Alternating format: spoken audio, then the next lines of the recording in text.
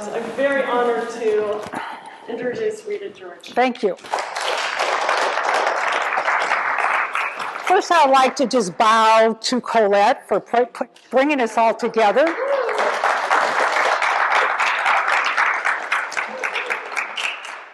Because it's more important than ever that we have a collective, united, kindred spirit movement in America. So, I'm going to begin with a political story. I'm going to dust myself off and go back 40 years ago. It's 1977, November. It's political election night. I have lost my bid for the Board of Supervisors. Now, I'm not devastated like all of us are here today. I knew I was going to lose. I didn't know how large the margin was going to be. And to tell you, it was humiliating. Now, I was running as a statewide candidate because that was my constituency, and in August, I got locked into the gay district in San Francisco. That means I'm running against Harvey Milk. We already know the outcome. I knew I was going to lose, but my staff, everyone, the contributors says, you have to stay in the race because you'll run again. Okay, I'm going to stay in the race and be criticized every single day and be beat up because I'm in the gay district. Not fun. I know what it's like to be Hillary Clinton and the character assassinations. But the thing is, after the election, I had to start going through a massive grieving process, and we're all in it right now. 5 phases. Denial, how many people are not here today? Because they can't come to terms with what's going on. They're under the covers. 2, bargaining. 3, anger. How many people are on the streets in the last 3-4 days? 4th, depression. I woke up with depression this morning. Totally feeling what it's like in the country today and how many people are in pain and suffering. I could feel it, and I had to shake it off. But I'm going through the grieving process, and the last one is acceptance. And we all have to come through that process. And then what we do is we gather all our divine energy, we become proactive, and we make a decision, what am I going to do to reflect my core values? And as a political candidate, I had to make a decision. What was going to have deeper meaning for me in defending my core values? Now you notice I didn't say fight for. When you fight for something, you're against something. It causes conflict, it causes violence, it causes war, hatred. Okay? It's about the positive side, and I'm going to talk about what we need to be for today. Okay? Okay. Thank you. Or would you like to do the other side? And I'm not going to analyze the political election. That's the other side. I'm going to do the bright side. So here's what it is. I've asked to do an overview. The universe is orchestrating a massive evolutionary transformational process. And it's going to shine its bright lights on every crevice, every shadow thing, all the dysfunction, all the absolute systems, everything that's going on right now. And it's not only the shadow side of the government and systems and organizations, it's what's within us. Okay? I'm going to talk briefly about the sequential path. It's what I accessed when I was back in Egypt in 1983. And it's so relevant today that we all understand this path, because individually and collectively, we are on that path, and we don't want to get stuck. Then I'm going to talk about cycles of history, social moods and how they changed. We are dab in the middle of the crisis cycle of history. You probably already recognize that, right? Okay, but it's not going to be over for another 10, 12 years. I'll talk about that. And this is all upbeat. Then I'm going to talk about core values, because politics is about government systems. It's a leadership, it's a model, it's morality, it's ethics, it's core values. And many times we lose sight about that. We're so focused on the personality instead of looking at the candidate and saying, what values do they represent and do they reflect mine? And we get caught up in the personality, the ego. Last, I'm going to talk about an ancient culture.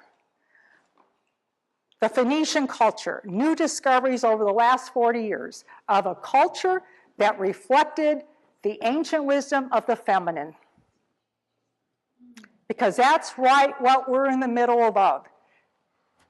Exposing the revelations of the shadow side on why the feminine isn't being expressed in our culture and individually within us.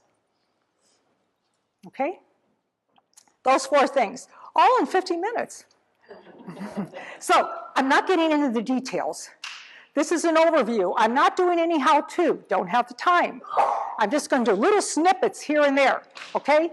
And you can ask me questions individually in between the other speakers if you have some, because we probably won't have time for that. So let's begin with the orchestration, the transformational process. Every process, because I've worked with thousands of people, begins with wake-up calls. You've all experienced a wake-up call. Your higher self, your inner spirit says, wake up, your life is out of balance, physically, mentally, emotionally, personally, financially, business-wise.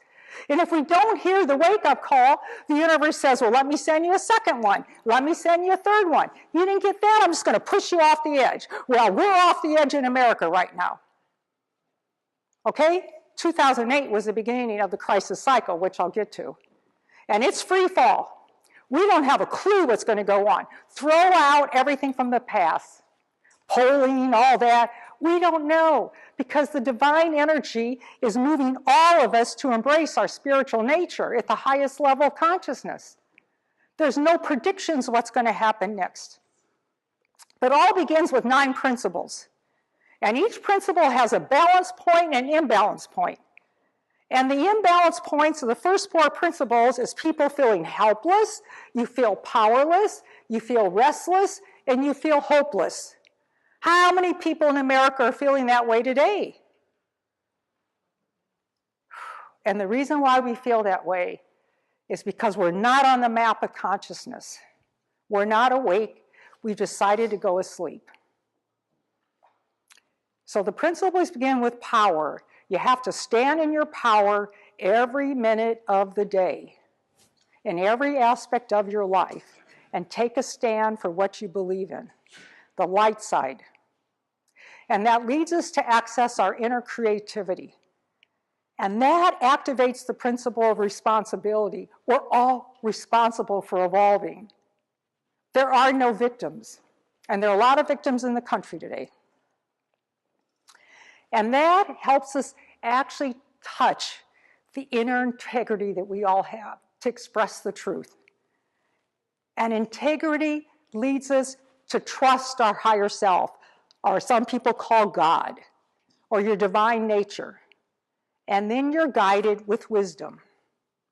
And wisdom leads you to make a commitment, a very clear commitment, no matter what your shadow side is, no matter what fear you have, you will release it.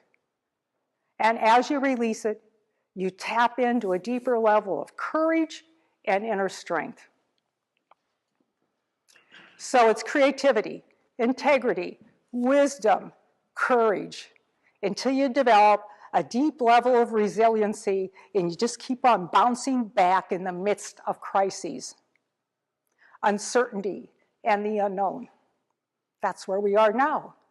The key is having those inner resources. There are 5 more principles, don't have time for them, okay? But it basically goes, you cross a bridge, there's 1. It's the healing of the heart, the mind, and the spirit. That leads you to creating what we call heart coherency. Your heart, your mind, and your spirit operate as one. And only at that point, when all 3 are operating at one, do you truly understand the interrelationship between that the world's interrelated with the natural world, that we're all interconnected. That's where oneness comes in. And if you're not on that map of consciousness, you don't have that understanding. So it's crucial that we make sure that we're not abusing our power, we're not relinquishing our responsibility, we are looking to other people for trust, you're not on the map, and you don't take action to resolve all your inner issues, and we don't take action to defend our values. It's crucial that we do, because if we don't, we're unconscious, we're awake, we're asleep. We're all grappling with this, not just in America, universally. This isn't just an American plan, but that is a sequential path. It is evolutionary. We're all going through it. I've worked through with thousands of people, turned around organizations. It all begins with that path. Reclaiming your power, taking a stand. So I want everybody to breathe right now and just breathe out all that stuff that we've been carrying for the last year and a half from the election. Just breathe it out, because it's in our energy system and it's powerful, even if we've been conscious and awake through the entire process.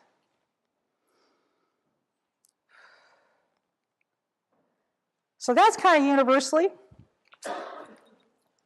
I'll give you an example. And I'm going to come back to politics again, since that seems to be a topic this week. It was 75. I'm head of the Nationalist Political Caucus. We formed a coalition. We decided to establish a commission on status of women. Remember, an overview. I'm moving quick. You got to stay with me. And it's Board of Supervisors in San Francisco. They're going to vote on the establishment or non-establishment of the commission. We have the votes. 200 people. I'm the spokesperson. I'm the chief strategist. I've delivered the message. It's now time for the supervisors to vote. Oh my God. The person who supported us all for years votes no. The ordinance goes down. I'm shocked. I'm surprised. Everybody's looking at me. What did she do wrong? I'm like, I haven't got a clue. Now, let's go back to those 4 principles. I'm not going to be a victim. I'm going to stand in my power and say, I don't know what happened with Jack, but I'm going to find out. And I'm totally responsible for the outcome. If this fails, I take full responsibility. I make an appointment with Jack. I'm going to call him, it was his name. Jack, you've always voted for human rights issues, women's rights issues. Watch, I am not appealing to his personality and say, what the hell were you thinking? I don't go in with a critical attitude. I'm reminding him what his core values are. He said, Rita,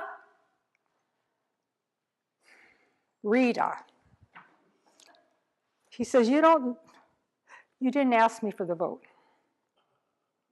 You did not call me up and ask me for the vote. You took me for granted. I did, Jack. I absolutely took you for granted. I cannot tell you how sorry I am. What was I thinking? I just assumed you would vote for us. That's what I said to him. Now, would you forgive me? Would you vote for it next week when it comes up? No, I'm not going to vote for it. So now I know I'm talking to his ego. Okay, this is his personality. I'm on the principle of responsibility. I don't know what to do with trust yet. Nothing has come through. I don't have an answer. I'm talking to this guy's ego and, all right. I'm used to it though. I sit there and I wait. And then he says, but Rita, everyone is not for this ordinance. You may have had this whole coalition here, but I know of an organization that's probably against it. Oh, which organization is that? It's a Republican conservative organization. He's Republican. Ah, now the wisdom comes through. So Jack, are you saying that if this organization supports the establishment of the commission, you will vote for it? He says, it's never going to happen. I said, that's not the issue. If they do, will you vote for it? Yes, I will, Rita. Okay, now I go to the principle of commitment. I, of course, set up a meeting. I meet with the organization. I am going to get the vote. Oh, it's 5 days later. We're in the board. Sitting next to me is the president of the organization, front row. Jack looks at me. I look at him. We both smile. Yes. And there's an establishment of the Commission on the Status of Women. Okay? Whew. Now, I said, now I'm going to go get the money. And everybody said, are you crazy? The mayor's against it. I said, same strategy, gang. Power, responsibility, trust, commitment. Don't get hung up on the negativity, what the personality, the ego says, the judgment. Let it all go. Find the core values, set up the appointment, sit down, and wait and see when the wisdom comes through. And you walk away with the money to set up 3 positions against the greatest of odds.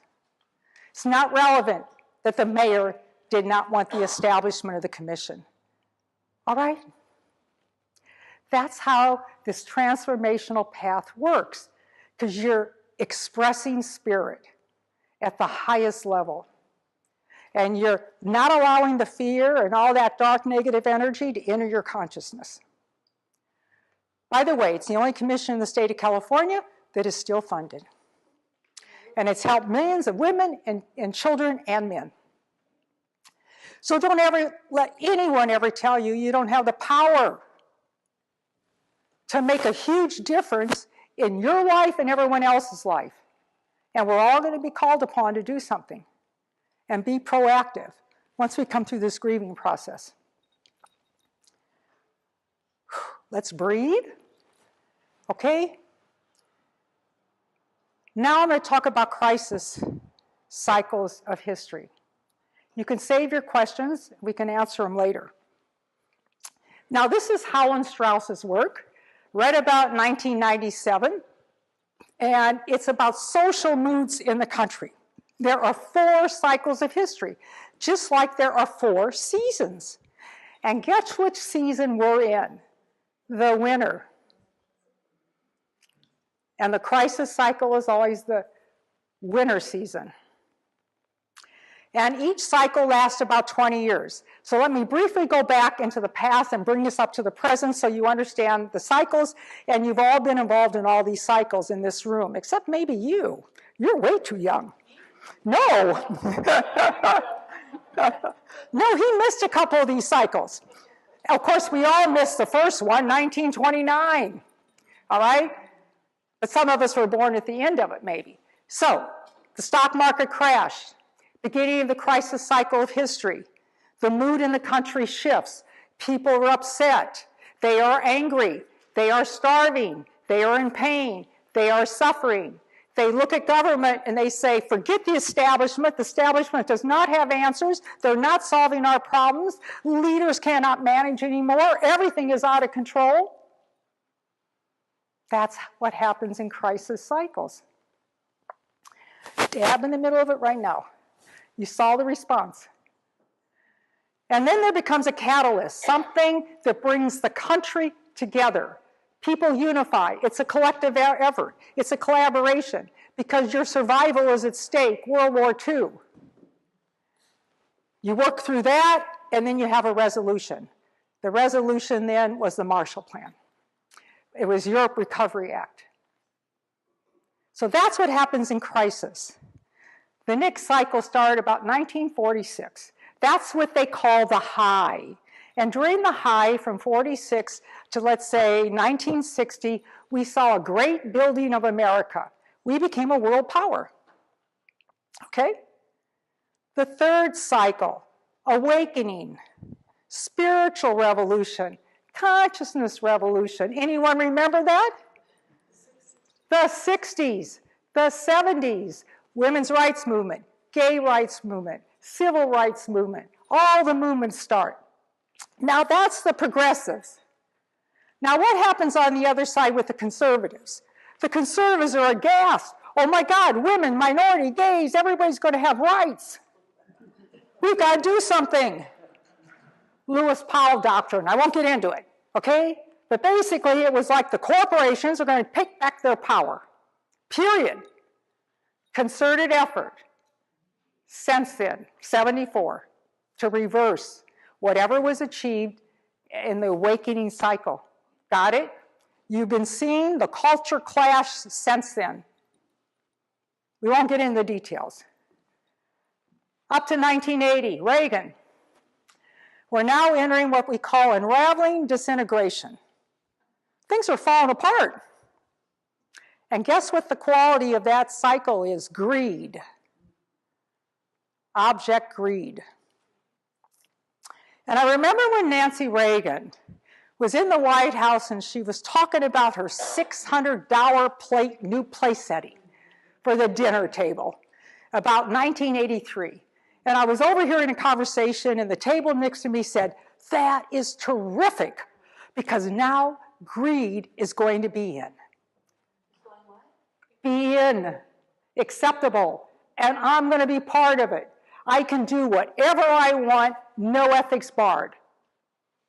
Okay? That's what happens in that cycle. It happened in the past cycle, and in that cycle, you always have a high technology boom, and then you have a high technology bust. That was Clinton's presidency, and other things happened too. Now, normally when the crisis cycle starts, it was 2008. You remember the banksters destroying people's mortgage, all the people that had to suffer? Did the banksters go to jail? No. In Iceland, the banksters went to jail. Okay, not here. So, wake-up call. Universe is saying that's a wake-up call. Do something about your corrupt system. Do something about how obsolete it is. Do something about the dishonesty. We didn't. But a depression was probably prevented. So where are we now in that cycle? Look what happened in the election. Does it kind of make sense when you're talking about cycles of history why people voted the way they did? This isn't about logic. This is about what goes on in a subconscious level. People are not voting for what makes logical sense. Do I actually believe all those people voted for Donald's values? No. They voted because they are that upset. They don't have a clue what they really voted for. I'm not saying everybody, a lot of people do. They vote for something. They knew what they were voting for. So they're going to get change, but it may not be the change that they think they're going to get, okay? Because this is evolutionary. Spirit and the divine is guiding this. None of us know what's going to happen. Whatever happened in the past in politics may not be unfolding ever again. Forget the past. This is all uncharted territory. You have to start thinking differently. It's uncertain and it's unknown, which is so exciting. I love the unknown. Because there's so many possibilities. In the crisis cycle of history is when we evolve in consciousness. You come out the other end of the crisis at a far higher level of consciousness. And we will evolve. It's predicted the crisis will end about 2026 to 29. Okay? This is a very positive thing that's happening. It's extraordinarily exciting that we were born in this moment in history to not only witness it, but to be able to create a collective energy field that is going to offset the other energy. How much more powerful is that? That's making a significant contribution that has deep meaning. Okay, Trump and Clinton have played their roles in the crisis. They accelerated the process. Clinton needed to be the candidate because of the underbelly of all the sexism, the misogyny, everything that's been going on in our country. Needed to come out in the forefront. Only a female candidate would have brought it out. So that's what the universe is orchestrating. She did win. It doesn't mean she's going to hold the office. She's the sacrificial lamb for bringing this all out, the shadow side. And she's going to continue to take the heat. It isn't ending. They've been after her for 25 years. I took the heat when I was a young kid running for office. Why was I going to lose? Oh, she's attractive, she's smart, she has good ideas, she has a good grasp of government, you know, and can we trust her? She's a woman. Wow. Used to it.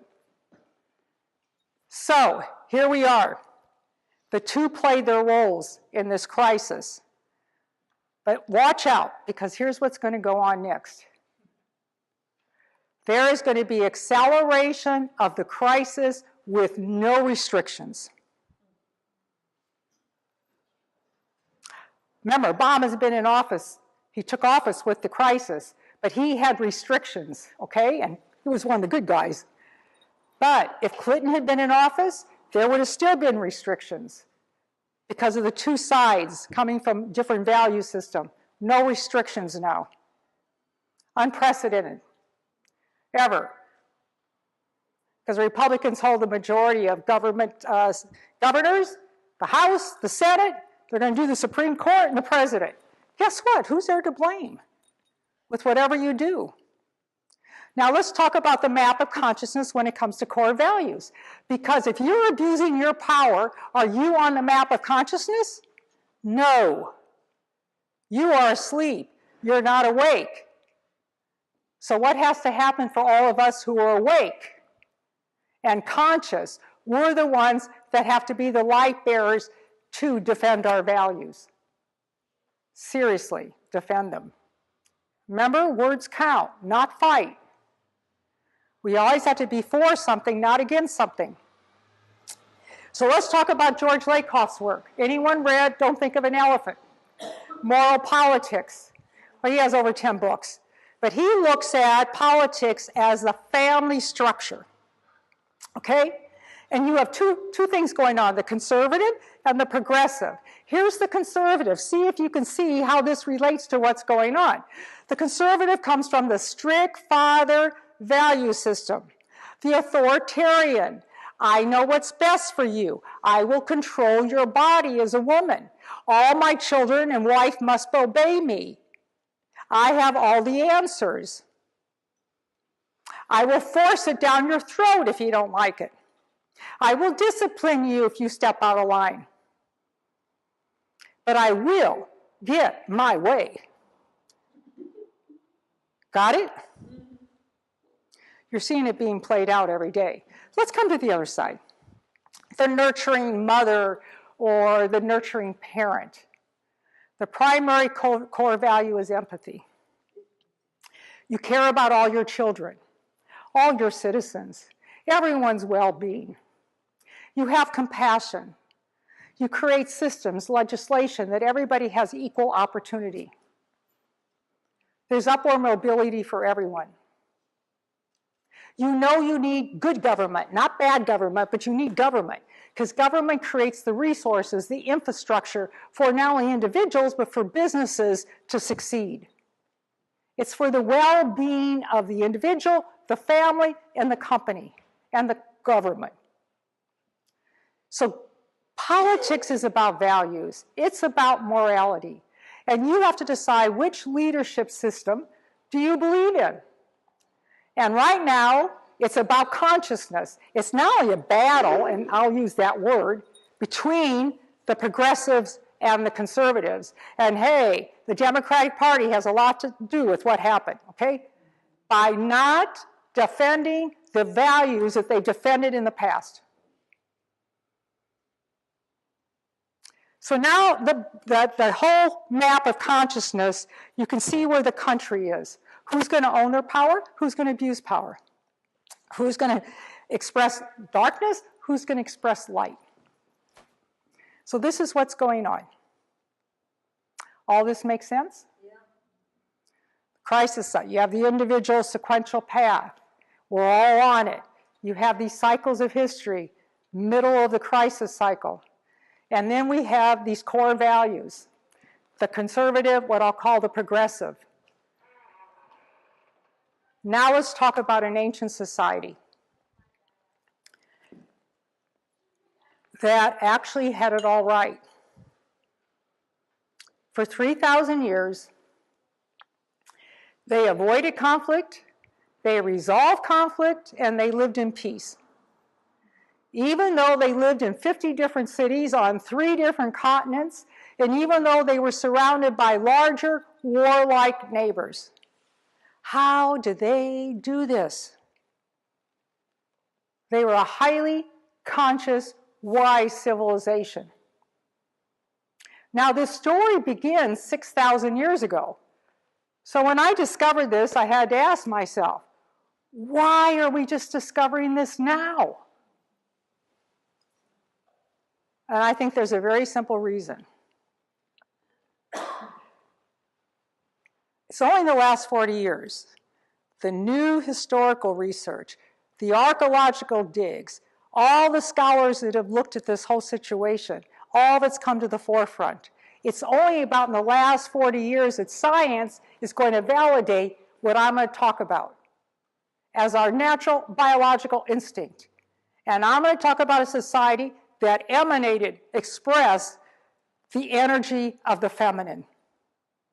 And men and women both embodied it. It doesn't have to do with your sex. It was the positive of spirituality.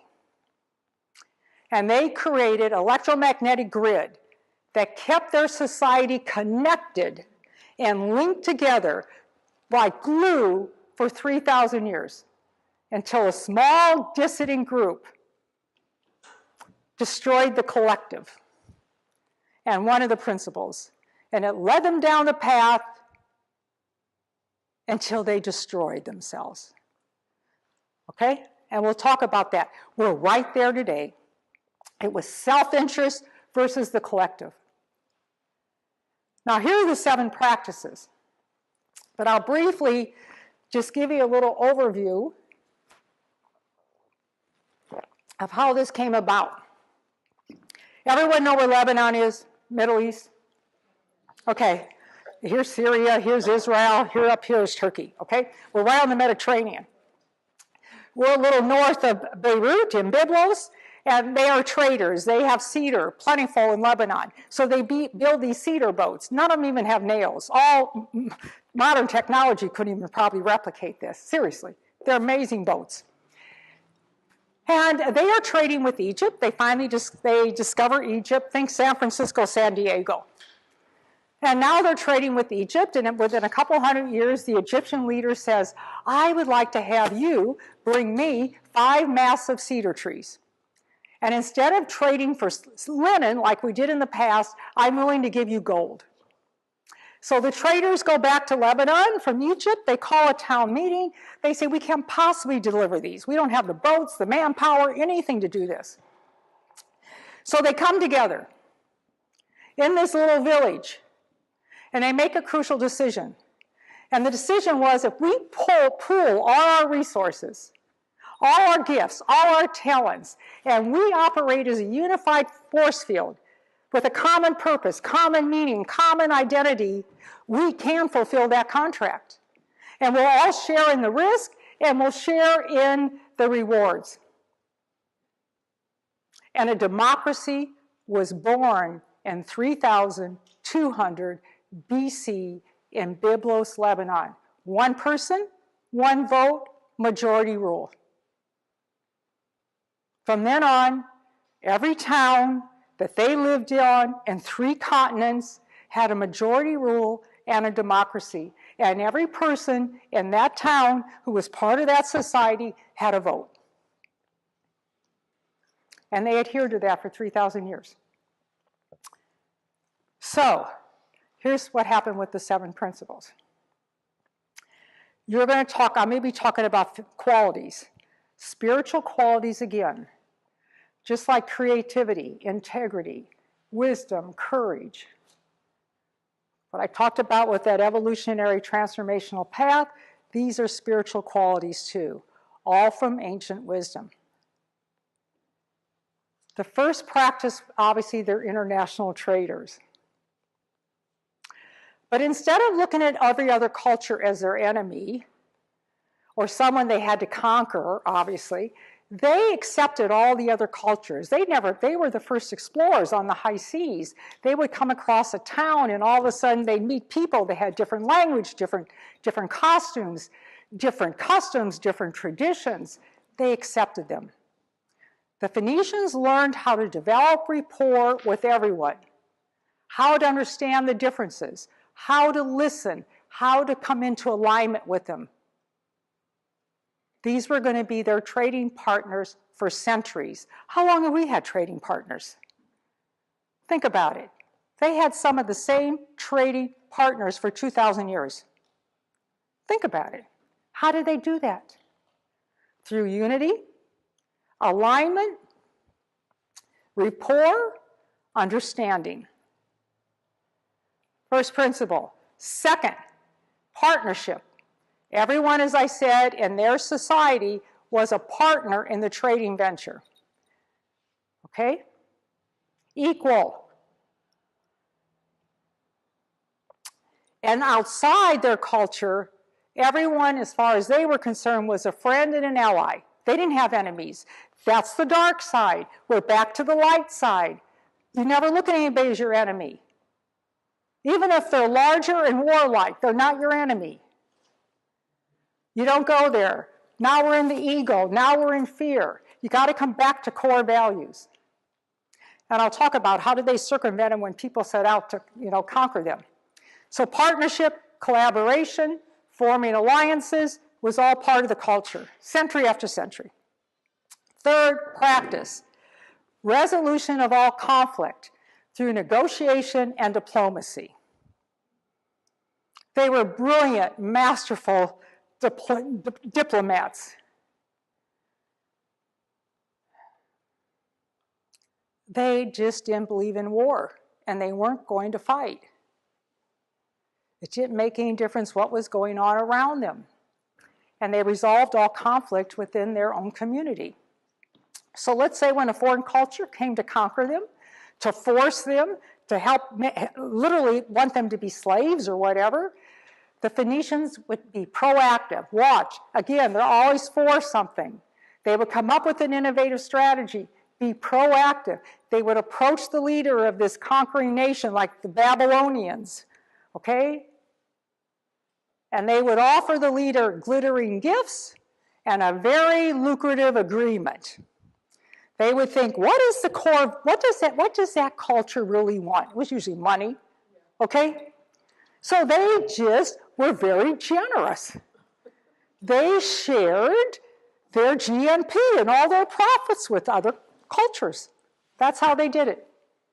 So they gave away 10% more because they were going to walk away free. And their faith and their family and their freedom was crucial. The other side could be a fascist, but not them. Okay? That is a third principle.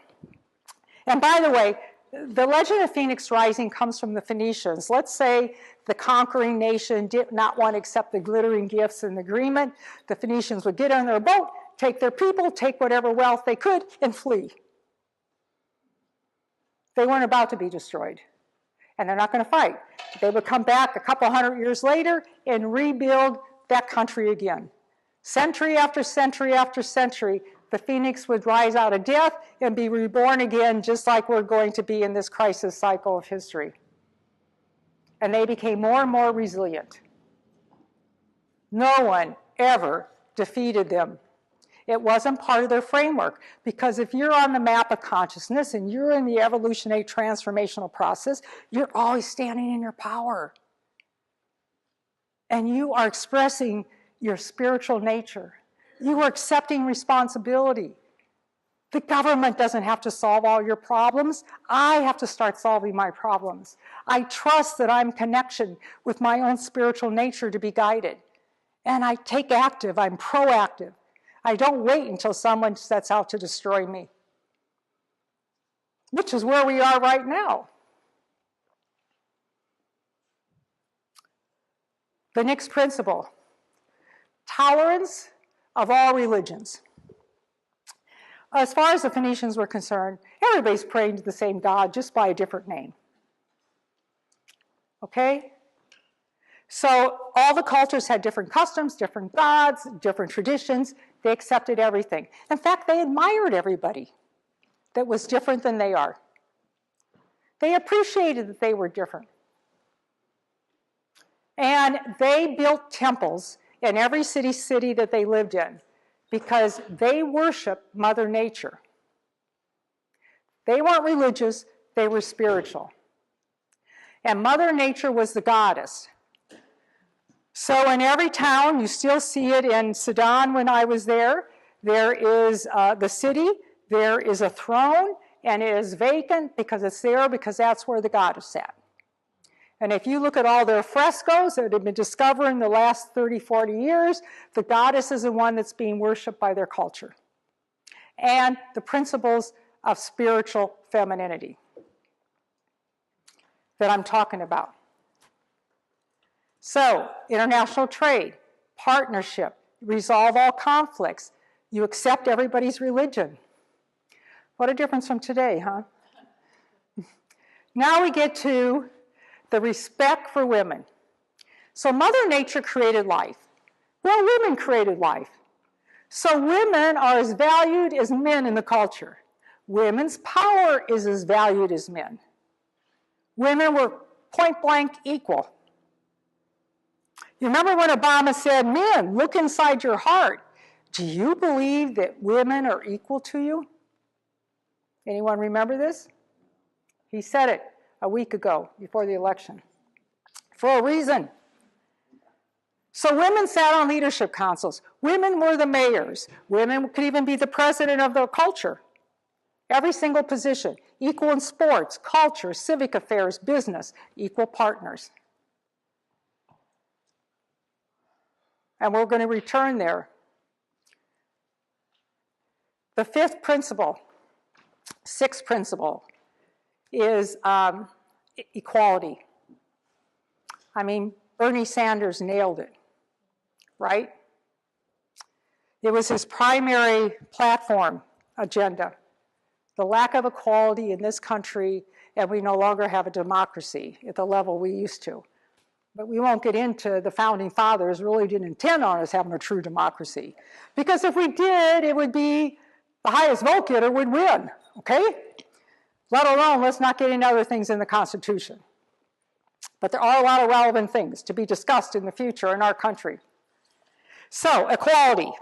No one's poor, no one's in poverty, and no one's exceptionally, extraordinarily wealthy. The multi-gazillionaires that own 90% of the world, okay? The wealth. There was upward mobility. Anyone could create and manifest more income if you worked harder or whatever, but would not be at the detriment of the collective society. So what was important was always the collective. You had to care about everybody's well-being. So education was important. Healthcare is important. Think about all the things that would be important for your society because you have empathy, you have kindness, you have fairness, you have compassion. Does all this sound familiar? It's like what used to be the progressive platform.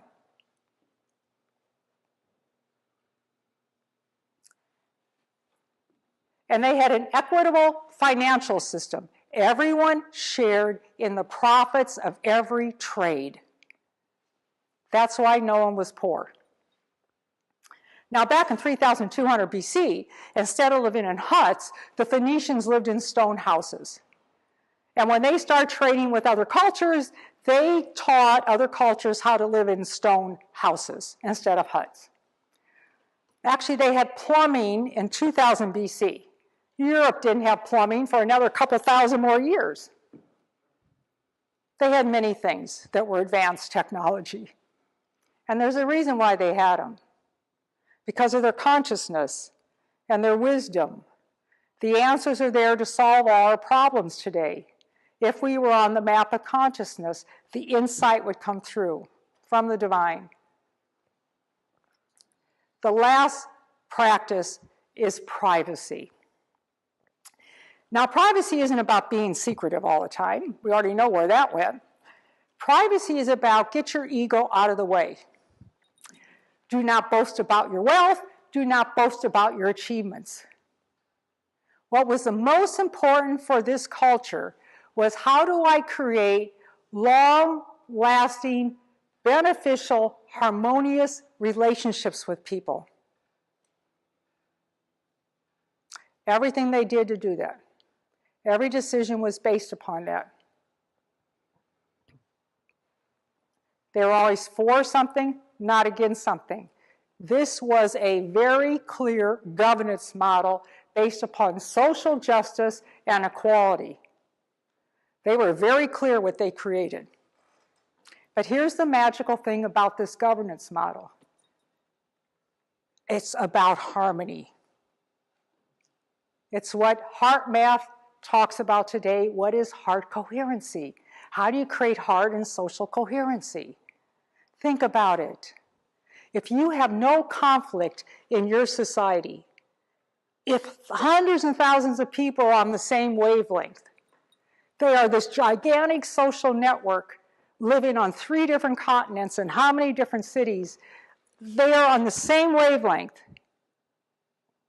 They're all together. They're emanating this electromagnetic field, one heart to another, because they will not get involved in conflict. That is the power of those 7 principles. Now, did they go through that evolutionary transformational path? Yes. They had to live it every single day. Every one of those principles, power, responsibility, trust, commitment, focus attention, acceptance, not attachment, alignment, and get to the principle of interrelationships, because they truly understood that the natural world and the human world were interconnected. They weren't religious, they were spiritual. They were connected to Mother Earth, and Mother Earth guided them. That's where this innate wisdom came from. And what is the one thing we're destroying today? Our wisdom. That's from nature. But we're destroying the nature. Yes, and wait and see what the first act is in January. Okay? Because everything is duality and polarity. But remember, we're in a wake-up call still. People have to wake up more. We have to get more of the shadow side out. So, destroy Mother Nature, do something, see if Mother Nature doesn't roar back. First act of the universe again. Unknown, a lot of things are going to happen. So those 7 principles, practices, have been playing out for the last year and a half, pro and con. Do you have an international trade agreement just for the benefit of the corporations, or should it be companies and workers? Okay? Should we have trade? Should we have alliances? Should we create an alliance with Cuba and maybe set out to open up more democracy there? Because it happens every time you open cross borders. Or not? Do we negate the Iran treaty, nuclear weapon treaty? That's going to be debated. Or do you keep it? That's about resolving conflicts. Let's look at the religion issue. Just throw out the Muslims, build a wall for the Mexicans. Or do we defend our brothers and sisters? Then we get down to what we're going to do with Mother Nature. Now we have the whole issue with women. More and more sexism, misogyny. All this is going to continue to come out until we're buried in literally a swamp. And it's going to be a swamp. We'll talk about how you not get involved in the swamp. And then the whole issue of equality. Let's just cut all the taxes for the corporations, and that's going to help people acquire more jobs. Okay? That's one way of looking at it. Or do you really help create a democracy where people are more equal and everyone has financial opportunities? That's the next thing. And then the last one was privacy, the ego, boasting about yourself, all your achievements, all your wealth, this and that, versus creating lasting harmonious relationships. All this has been discussed. Year and a half until we're tired of it. But it's all about consciousness. It's all about that evolutionary transformational path I talked about. And we all have to make a decision. Where are we? And what are we going to do? And I'm not going to get into the how-to right now. Just a few crucial things, and I'm going to open up for questions. Always be for something, not against anything. This is very challenging.